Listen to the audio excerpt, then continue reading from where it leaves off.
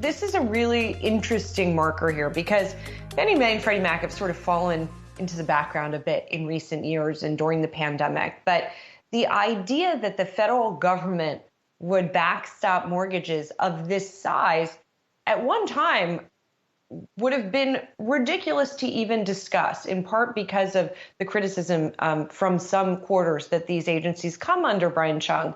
And so, I don't know if it says more about Fannie and Freddie and the sort of evolution on thinking about them in the government, or just about the housing market and the incredible inflation in values that we've seen.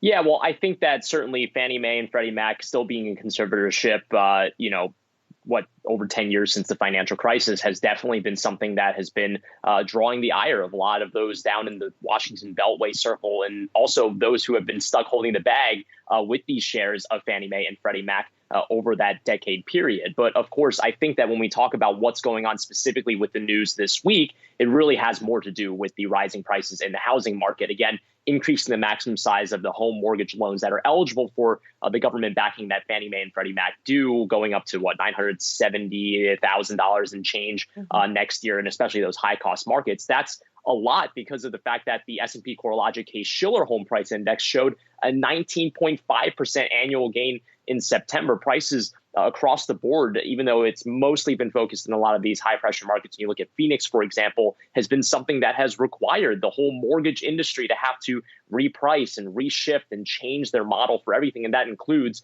the government backing themselves. But I just want to remind all of those who might not be familiar with kind of how this whole system works, that it's not Fannie and Freddie that are doing the originating of the mortgages themselves. It's still the lender in your local area, be it a bank, for example, that wants to underwrite, for example, a $965,000 home loan.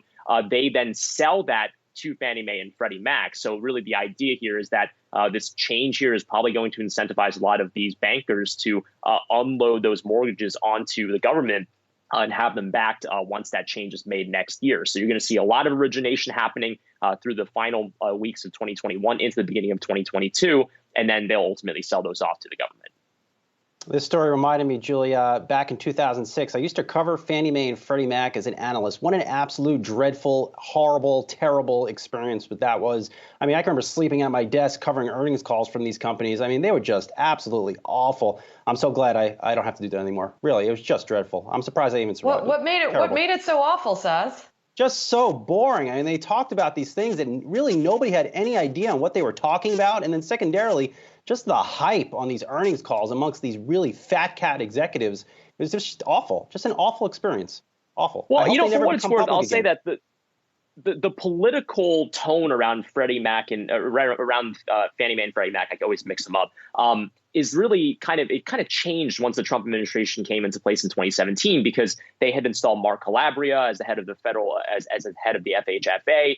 He was formerly at the Cato Institute, was very much kind of this free market guy who was advocating for releasing both of these government sponsored enterprises from conservatorship. Now, over the course of 4 years, what we found was that a lot of the bureaucracy and a lot of the challenges in completely changing the way that home mortgages are kind of originated and then backed and packaged in this country was just simply too entrenched to undo that easily. And in fact, now that Mark Calabria is no longer the head of the FHFA, it seems like that opportunity to try to privatize those two agencies is likely past. So again, I think that the story for both these agencies is that they're still in conservatorship. There's no sign that they'll exit that anytime soon. It's really just kind of about the nuances of how they go about this system that can be tweaked and changed. And I think what we're seeing this week with home price appreciation is very much going to be a part of that narrative going forward. Yeah, and if the Trump administration couldn't get them out of conservatorship, certainly don't think it's going to happen under the Biden administration.